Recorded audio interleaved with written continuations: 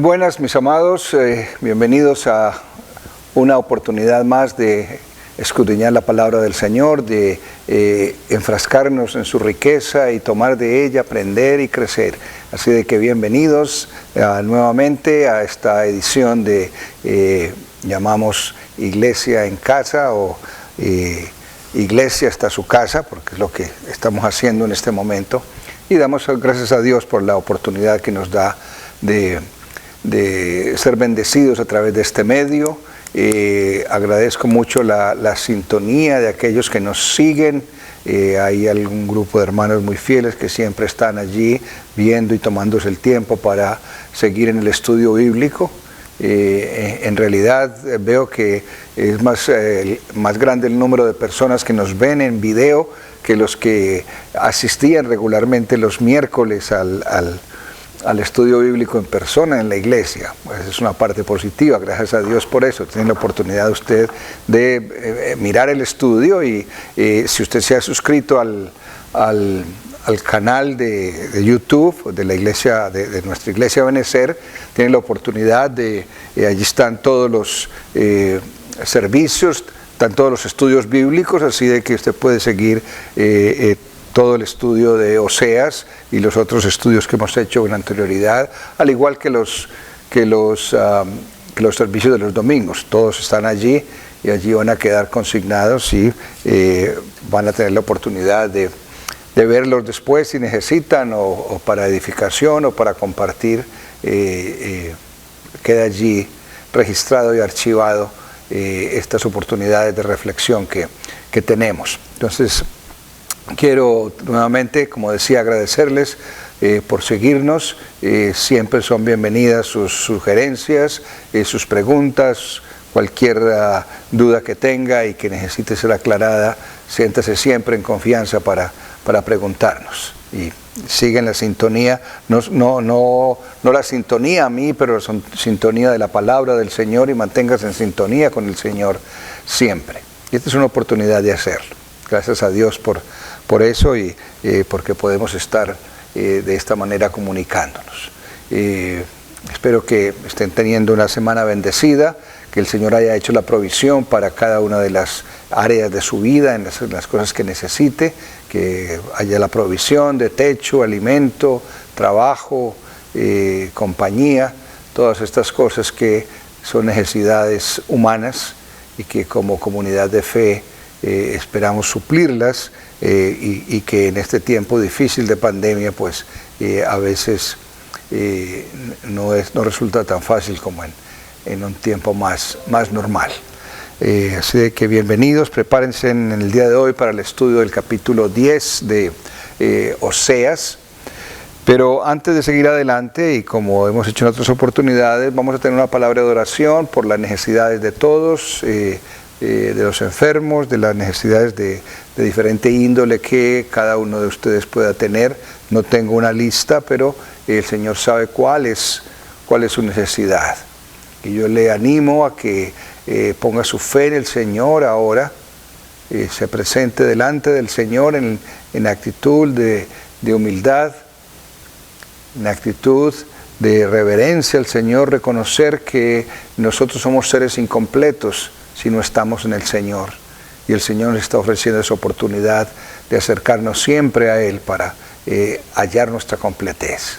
Entonces, busquemos el rostro del Señor, cierre sus ojos allí en el lugar en que esté y acompáñeme en oración. Señor de la gloria, te damos muchas gracias, Señor, por la bendición infinita de conocerte, de amarte, de servirte, porque reconocemos, Señor, que tú nos has amado primero y que, Señor, tú nos conociste desde antes de que fuéramos concebidos. Tu palabra nos lo reafirma de esa manera y eso nos da un carácter muy personal, Señor, individual delante de ti, que muestra ese conocimiento precioso que tú tienes de cada uno de nosotros. Yo te ruego, Señor, por tu pueblo representado en esta congregación Ebenecer, por cada uno de los miembros formales o informales, por los que se congregan con nosotros. Tú sabes, Señor, cuál es la necesidad de mis hermanos y de mis hermanas. Y te ruego, Señor, de manera especial de que tú respondas en la medida de la fe. Si es de salud, Señor, tú pongas tu mano sanadora, alivie, Señor, esa enfermedad, da tu palabra de ánimo y de consuelo a aquellos que estén afligidos por diferente índole, que, Señor, tú seas el que nos completa. Te ruego por los enfermos, recordamos y seguimos recordando a Eunice y a la hermana Flor Leiva. Tenemos conocimiento, pero Señor, también si hay otros en medio de nuestra congregación enfermos y que no lo sabemos, lleva tu sanidad, Señor, a todo hogar. Protege, Señor, a nuestros jóvenes, ayúdales al empezar este nuevo año escolar en estas circunstancias tan extrañas, Señor. Ayúdales que puedan, Señor, adquirir el conocimiento secular que necesitan, pero también que podamos, especialmente en las casas, impartir ese conocimiento de tu palabra, del temor a ti, Señor, del deseo de buscarte y del deseo de servirte, que cada padre, que cada madre pueda transmitir a sus hijos. Acompáñanos, Señor, en el resto de esta reunión, que tu nombre sea glorificado y que tu palabra, Señor, sea real, viva y eficaz en nuestra vida. Que estemos de corazón dispuestos para oírla, para entenderla, para aceptarla y para llevarla en práctica, Señor. Que tu nombre sea glorificado ahora y siempre. En Cristo Jesús. Amén y amén. Vamos a tomar el tiempo para algunas alabanzas, estos coros tradicionales, clásicos que nos gustan en Ebenecer y que la hermana Olga nos ayuda de manera tan eficiente. Cantemos el coro, es el Salmo 34, el número 17.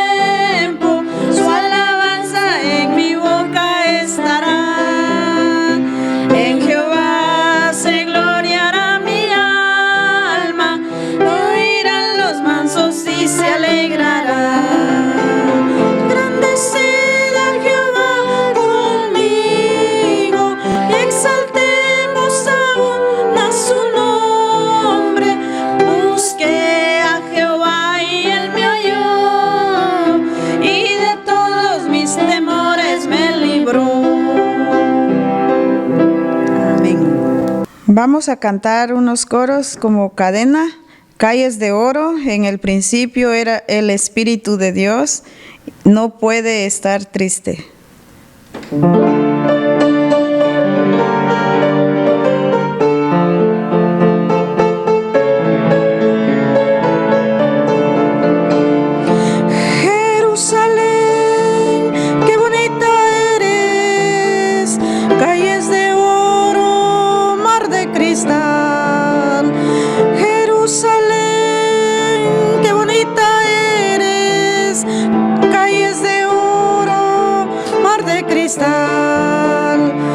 Por esas calles yo voy a caminar, calles de oro, mar de cristal.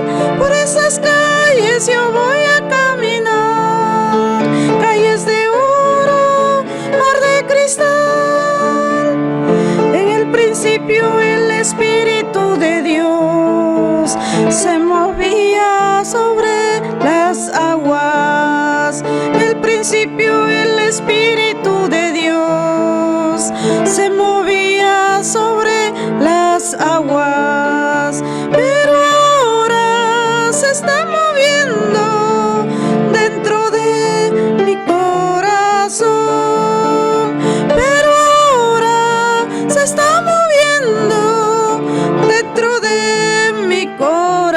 corazón.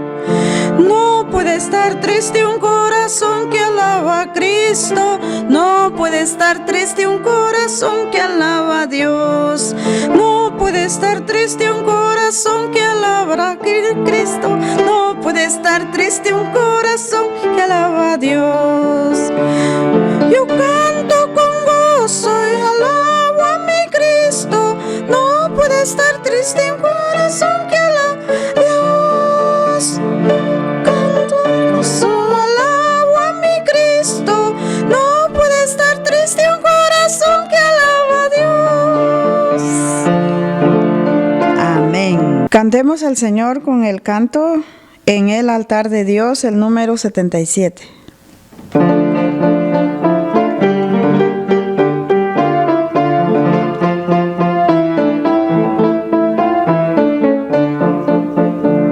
En el altar de Dios, en el altar de Dios, el fuego está encendido, el fuego está encendido. En el altar de Dios, en el altar de Dios, el fuego está encendido, el fuego está encendido.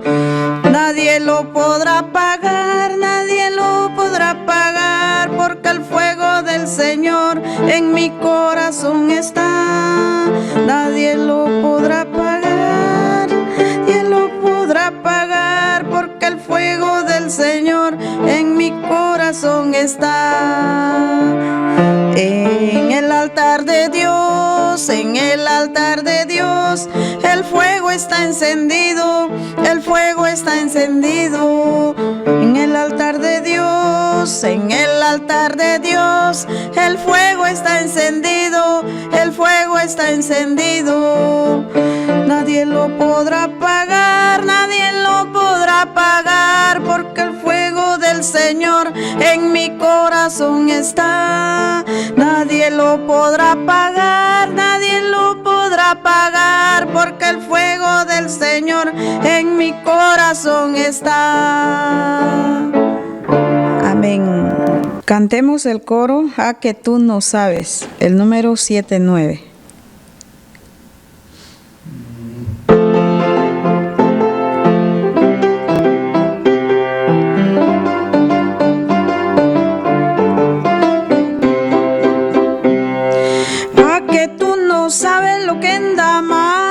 Pasó, lo que pasó, lo que pasó. Pa' que tú no sabes lo que en Damasco pasó, lo que pasó, lo que pasó. Fue el Espíritu Santo, fue el Espíritu Santo, fue el Espíritu Santo que sobre Pablo se derramó. El Espíritu Santo. Espíritu Santo, fue el Espíritu Santo que sobre Pablo se derramó. A que tú no sabes lo que en la iglesia pasó, lo que pasó, lo que pasó. A que tú no sabes lo que en la iglesia pasó, lo que pasó, lo que pasó. Fue el Espíritu Santo, fue el Espíritu Santo, fue el Espíritu Santo que en la iglesia se derramó. Fue el Espíritu Santo, fue el Espíritu Santo, fue el Espíritu Santo que en la iglesia se derramó. Amén. Cantemos el coro Una mirada de fe, el número 82. Una mirada de fe, una mirada de fe es la que puede salvar al pecador. Una mirada de fe, una mirada de fe es la que puede salvar al pecador. Y si tú miras a Cristo Jesús, Él te perdonará, porque una mirada de fe es la que te puede salvar. Una mirada la que puede salvar al pecador. Una mirada de fe, una mirada de fe es la que puede salvar al pecador. Y si tú miras a Cristo Jesús, Él te perdonará, porque una mirada de fe es la que te puede salvar. Amén. Gracias al Señor por estas alabanzas y vamos a entrarnos ahora en el estudio de la palabra del Señor, específicamente en el capítulo 10 del libro de Oseas. Entonces, si tiene su Biblia con usted, sígame. Estoy leyendo de la Nueva Versión Internacional, el capítulo 10 de Oseas. Dice así la palabra del Señor. Israel era una vid frondosa que daba fruto a su antojo, pero cuando más aumentaba su fruto, más altares se construía. Cuanto más prosperaba su país, más hermosas hacía sus piedras sagradas. Su corazón es escurridizo, pero tendrá que cargar con su culpa. El Señor destrozará sus altares y devastará sus piedras sagradas. Tal vez dirán, no hemos temido al Señor y por eso no tenemos rey. Pero aun si lo tuviéramos, ¿qué podría hacer por nosotros? Hablan solo por hablar, juran en falso y hacen tratos, y por eso florecen los pleitos como la mala hierba en el campo. Temen los moradores de Samaria por el becerro que adoran en Bet-Aven. El pueblo del becerro hará duelo por él, lo mismo que sus sacerdotes idólatras harán lamentos por su esplendor, porque se lo llevarán al destierro. El becerro será llevado a Siria como tributo para el gran rey. Efraín quedará avergonzado, Israel se avergonzará de sus ídolos. Samaria y su rey desaparecerán como rama arrastrada por el agua. Serán destruidos sus santuarios paganos, lugares de pecado de Israel. Cardos y espinos crecerán sobre sus altares, entonces dirán a las montañas, cúbranos, y a las colinas, caigan sobre nosotros. Tú, Israel, has venido pecando desde los días de Gibea, y allí te has mantenido. En Gibea la guerra tomará por sorpresa a los malvados. Cuando yo quiera los castigaré, entonces las naciones se juntarán sobre ellos para aprisionarlos por su doble perversión. Efraín es una novilla adiestrada a la que le gusta trillar, pero yo no quise ponerle el yugo. Pero ahora voy a uncir a Efraín, y Judá tendrá que arar, y Jacob emparejará la tierra. Siembren para ustedes justicia, cosechen el fruto del amor y pónganse a labrar el barbecho. Ya es tiempo de buscar al Señor hasta que Él venga y les envíe lluvia de justicia. Pero ustedes sembraron maldad, cosecharon crímenes y comieron el fruto de la mentira, porque confiaban en sus carros y en la multitud de sus guerreros. Un estruendo de guerra se levantará contra su pueblo, y todas sus fortalezas serán devastadas. Como devastó Salmán a Bet-Arbel en el día de la batalla, cuando las madres fueron destrozadas junto con sus hijos. Esto es lo que Betel les hizo a ustedes a causa de su extrema maldad. Pues el rey de Israel será destruido por completo en cuanto amanezca. El Señor añada bendición a la lectura de su santa palabra. Pidamos la dirección del Señor. El Señor de los cielos, rogamos la manifestación de tu Espíritu en medio de nosotros, a través de entendimiento, a través de comprensión, a través de aplicación a lo que tu palabra nos dice, pero especialmente el estar dispuestos a obedecer, Señor, como ella nos demanda. En Cristo Jesús oramos. Amén. El capítulo 10 yo creo que continúa ese tono, podríamos decir, de queja, de lamento, del sentimiento de Dios por el pecado del pueblo. Y eso nos hace pensar siempre de que Dios se entristece cuando su pueblo y cuando sus hijos se descarrían, no buscan la voluntad de Dios, pero buscan su propia voluntad y se descarrían a su amaño, y obviamente vienen las consecuencias de eso. Él dice el Evangelio de que el Espíritu se contrista cuando los hijos de Dios rechazan el mensaje de Dios. Y eso es lo que nosotros tenemos que entender siempre, que Dios no nos obliga, nosotros tenemos voluntad, nosotros tenemos la oportunidad de decidir entre el bien y el mal. Pero somos advertidos de que hay consecuencias para el mal, como hay consecuencias buenas también para cuando se hacen las cosas bien hechas de acuerdo a la voluntad de Dios, cuando se hacen para bien.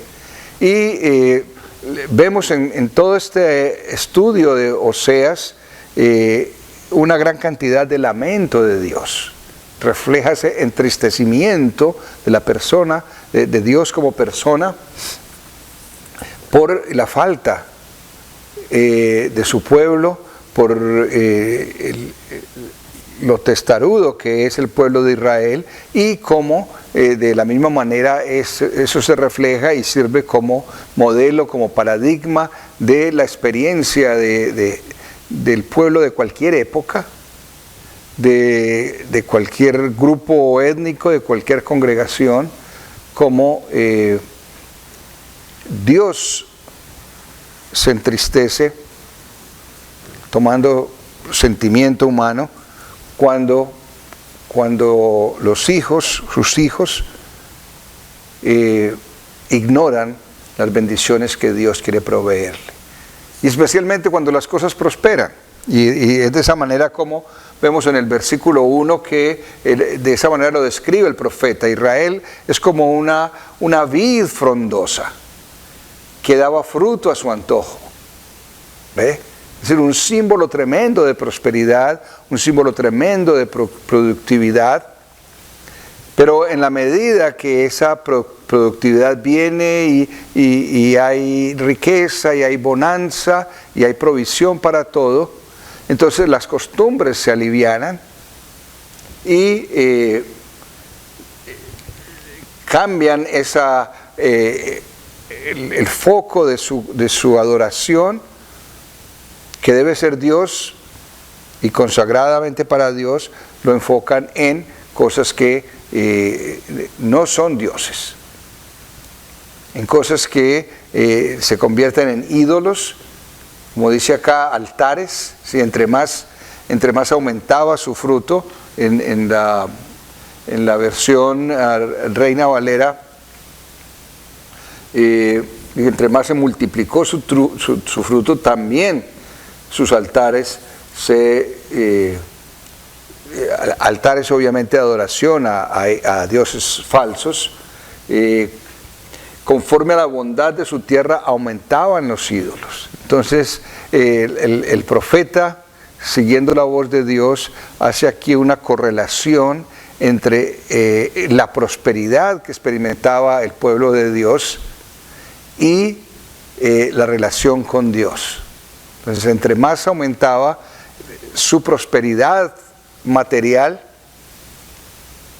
el deseo de buscar a Dios disminuía, y su relación con Dios era menor y menos obediencia a Dios. Y esto es algo que se refleja en cantidades de comunidades cristianas a través de la historia, y países mismos que fueron tremendamente dedicados al Señor, pero viene la abundancia, viene la prosperidad y eso enceguece, y yo creo que hay una lección tremenda para aprender allí, ¿sí? De cómo el bienestar temporal, físico, puede enceguecernos, entorpecer nuestra sensibilidad espiritual y olvidarnos de Dios, así como Pablo lo expresa en Romanos capítulo 1, ¿sí? Cambian la gloria de Dios por la gloria de criaturas, cambian la adoración a Dios por adorar criaturas de Dios, y dice su necio corazón fue entenebrecido y se entregaron a toda clase de desafines. Ese es el retrato del ser humano. Naturaleza humana siempre con tendencia a actuar en oposición a Dios, pero más que en actuar en oposición a Dios, en actuar hacia lo que más le conviene, ¿sí? Hay un sentido que podríamos decir autodestructivo en la experiencia humana, y lo vemos todo el tiempo. Entonces, esta es una lección que podemos aprender aquí del versículo 1 en particular, versículo 1 y 2, sí, su corazón es escurridizo, pero la conclusión del versículo 2 es que tendrá que cargar con su culpa, y todos esos motivos de adoración humana eventualmente van a pasar y van a ser destruidos, ¿sí? Realmente va a mostrar la temporalidad de cualquier adoración que el ser humano enfoca en algo que no sea la persona de Dios. En relación al versículo 3 nos podemos hacer la pregunta, bueno, ¿cuándo dejó Israel de tener reyes? Recuerden que mirando un poco la historia de Israel era una teocracia, es decir, era gobernada por Dios, tenía sus jueces que se encargaban de impartir la justicia y administrar justicia entre la gente, tenía los profetas, pero un buen día el pueblo se levantó y empezó a pedir a Dios y a pedir a su profeta de que Él les nombrara un rey. Y es cuando Dios le encarga a Samuel de que busque un escogido para que sea el rey, y empieza el reinado de Saúl, y después viene David, y después viene Salomón. Pero después de Salomón el reino se divide, ya no hay un solo rey, sino que hay dos reyes, pero eventualmente lo primero que debemos pensar es, esa no fue la voluntad de Dios, el que el pueblo de Israel tuviera rey, pero les aceptó que nombraran rey. Se dividieron los reinos, el reino del norte, el reino del sur, y entonces ¿qué pasó? En esta época que está hablando el profeta Oseas, ¿sí? A Asiria, al conquistar el reino del norte, entonces puso fin a la monarquía de Israel. Ya no hay más rey en Israel, en el norte, pero Judá sí permaneció por más de 130 y algo de años, pudo permanecer en la monarquía en razón de algunos actos de algunos reyes buenos que siguieron la voluntad de Dios, algunos reyes que no fueron tantos, pero gracias a eso pudo mantenerse la monarquía, pero eventualmente desapareció. En la historia de Israel, si nos movemos hasta la época de Cristo, se hablaba del rey Herodes, pero era una figura totalmente casi decorativa, porque no tenía mucha influencia frente a los romanos, que eran los que estaban dominando en Israel. Entonces eventualmente desaparecieron la monarquía y los reinados, porque no era la voluntad de Dios. Y de alguna manera aquí se expresa algo de eso. Por eso no tenemos rey. Israel se quedó sin rey. Pero aun si tuvieran rey, ¿qué podíamos hacer? Sí. ¿Por qué?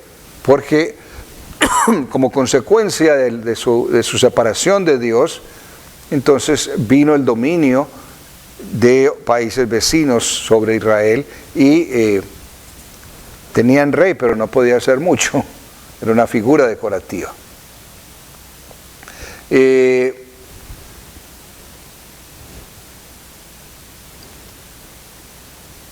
Es interesante ver en el versículo 4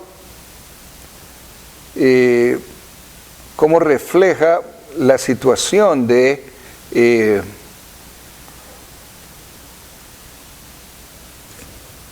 no sabemos con seguridad si el versículo 4 está refiriendo a esos reyes, ¿sí? Porque termina diciendo, ¿qué podrán hacer por nosotros? Y empieza el versículo 4 diciendo, hablan solo por hablar. Los reyes, los gobernantes, juran en falso y hacen tratos, y por eso florecen los pleitos y abundan como si fuera la mala hierba en el campo.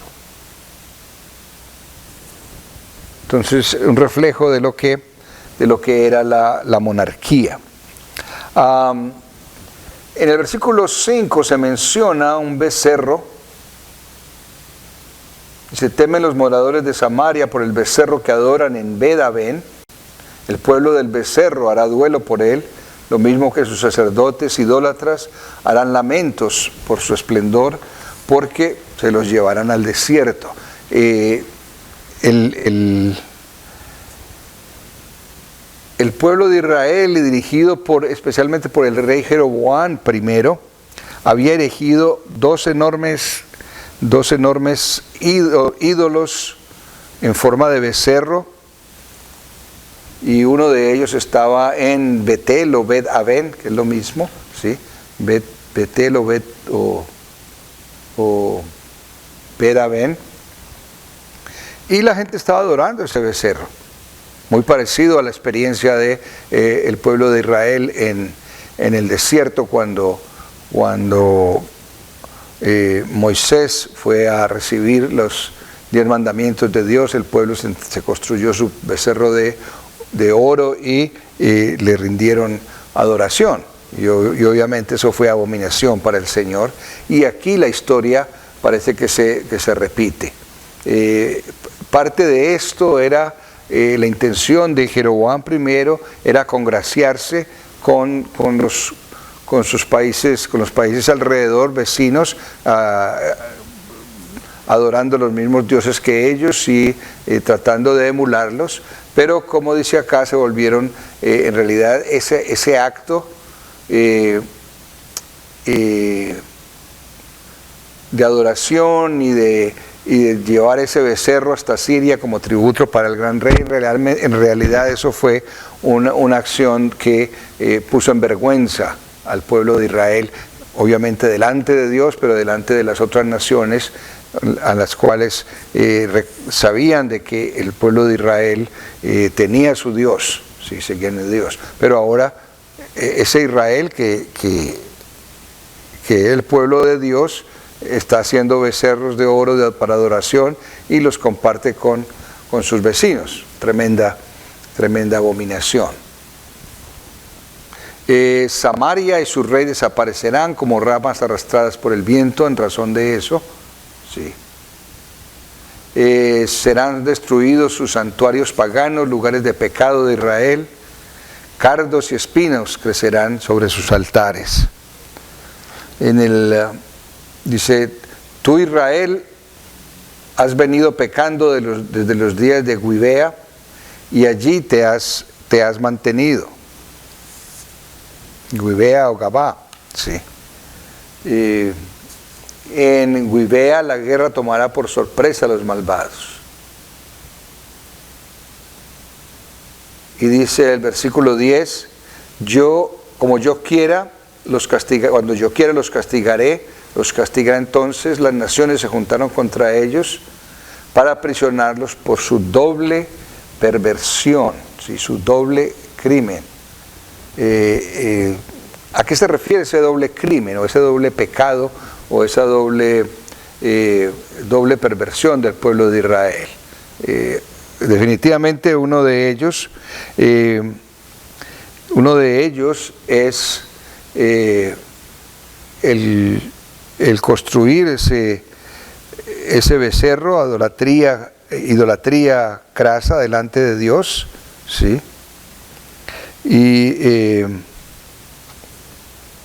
Y obviamente la maldad que se entregaron. Dice el versículo 9 en Gibea. ¿Qué había pasado en Gibea? Tengo una nota aquí, dice: un levita viajero que pasaba la noche en Gibea se había rendido ante una banda de pervertidos sexuales que violaron, golpearon y asesinaron a su concubina.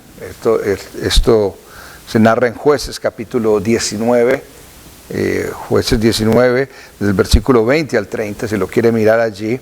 Desde esa época, por esa maldad del pueblo, queda asignado, y por eso la referencia que se hace aquí, como desde los días de Gibea, ¿sí? Esa situación que se vio allá es el pecado que ha venido haciendo el pueblo de Israel a través de todo este tiempo. Y por esa doble perversión, el pueblo se apartó de Dios y está adorando a ídolos ajenos. Esa es la doble perversión, si lo queremos sintetizar en dos frases. Olvidarse de Dios, apartarse de Dios, número uno, y segundo, rendir adoración a dioses falsos, a ídolos que nada tienen que ver con la grandeza de Dios. Del versículo 11 al 13 hay una interesante metáfora relacionada con el campo y con la acción de arar y trillar. Dice: Efraín es una novilla adiestrada a la que le gusta trillar, pero yo no le quise poner yugo, dice el Señor. Una metáfora interesante, ¿sí? No le quise poner yugo, pero ahora voy a ponerle yugo a uncir a Efraín y a Judá, y tendrán que arar, y Jacob emparejará la tierra, ¿sí? Le va a poner yugo a Efraín otra vez. Es decir, la intención del Señor era de que no se vieran forzados a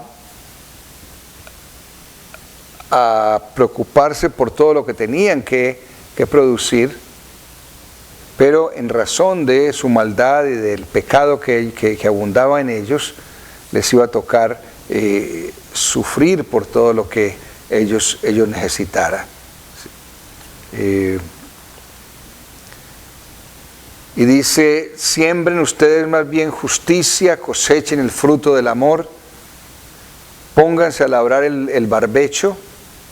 Barbecho es la tierra que ha sido abandonada. Usualmente la costumbre era cada 7 años, el 7º año, por todo ese año dejaban la tierra sin cultivar para que recuperara su fertilidad. A eso lo llamaban barbecho, a la tierra que estaba descansando de cultivar. Entonces aquí está motivándolos Dios para que labren el barbecho, pero no es directamente la acción física, literalmente lo que significa allí, sino de que en toda esta experiencia en que han estado envueltos en pecado, es el llamamiento de Dios para que cambien de actitud, para que siembren ahora, no hablando físicamente, pero hablando en términos de sus relaciones con Dios, de sus relaciones con los semejantes, siembren justicia, cosechen frutos del amor, versículo 12. Pónganse a labrar el barbecho, se aprovechen de que como que la tierra ha descansado, entonces alístenla para sembrar. Y dice, hasta que Él, ya es el tiempo de buscar al Señor, hasta que Él venga y les envíe lluvias de justicia. Entonces, la metáfora que se plantea allí es una invitación para que el pueblo de Israel regrese a la fidelidad a Dios, a renovar esa alianza con Dios. Y obviamente es una denuncia al comportamiento de la gente. Como pueblo escogido de Dios, Efraín era como una novilla adiestrada, recibió el privilegio de trillar, producir y sembrar entre las naciones, pero como vemos a menudo en el Antiguo Testamento, esa bendición llevó al olvido de la ley, de los mandamientos que Dios había dado para ellos y desobedecieron.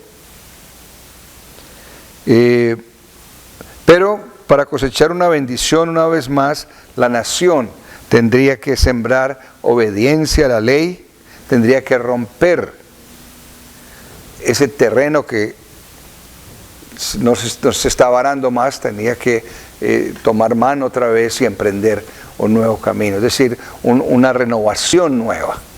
Y nos hace pensar en la situación personal de cada uno.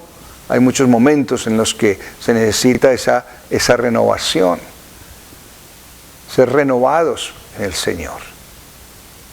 Y como dice el canto, sí, renuévame, Señor. El pueblo de Israel necesitaba esa renovación y era como empezar a preparar el terreno para poder dar fruto, para sembrar semilla y cosechar las bendiciones de Dios. De la misma manera, cuando nos pensamos en nuestros términos, tenemos que entender que nosotros necesitamos esa experiencia de renovación constantemente. Que nuestra vida es como un sembrar, y para sembrar se necesita preparar el terreno. Para sembrar se necesita buena semilla. Sembramos porque queremos obtener buena cosecha. Y lo estamos mirando en la dimensión de la experiencia de vida de cada uno, de las bendiciones y los resultados que deben haber de la experiencia de vida de cada uno de nosotros. Que sean vidas fructíferas, que sean vidas de bendición para sí mismo y para otros. Y que si nos olvidamos de Dios por la aparente prosperidad que podemos estar disfrutando en un momento dado, tenemos que recordar que esa prosperidad que no está basada en el Señor, eventualmente va a ser destruida. Y ese es el tema que se repite acá. Cuando miramos el versículo 14, por ejemplo, vemos que se habla de guerra, de destrucción, aún fortalezas grandes van a ser devastadas, así como devastó Salmán a Abel en el día de la batalla, versículo 14. Salmán parece que es una forma corta del nombre del rey Salmanasar, lo mencionábamos anteriormente, que fue el que se tomó a Betel en el año 722 antes de Cristo. Y esa fue la consecuencia para el pueblo, que no estaba sembrando en las cosas de Dios, pero estaba sembrando en sus propios intereses y en tratar de congraciarse con los que no eran el pueblo de Dios. Y como decimos, el tiro le salió por la culata en esta expresión, el disparo echó para atrás y ellos sufrieron las consecuencias de esa separación con el Señor. Otra vez,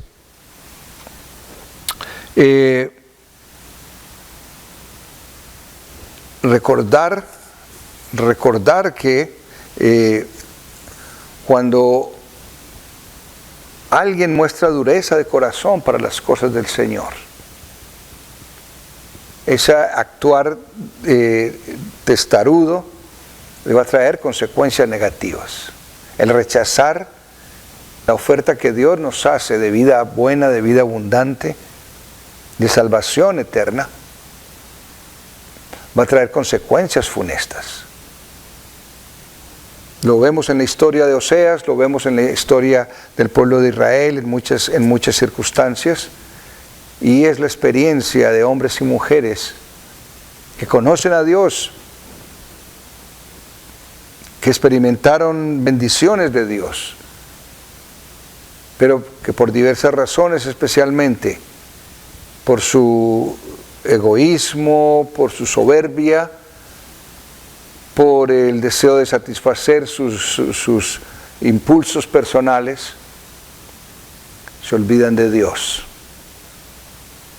Y como dice la Escritura en Romanos, entonces Dios los entrega a la situación que tengan, a las consecuencias de lo que han hecho.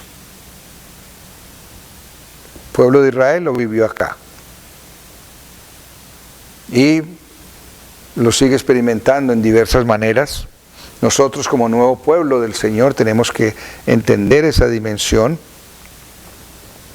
de que el Señor te está demandando una entrega total a Él, de tu vida, de tus pensamientos, de tus capacidades, de tus talentos.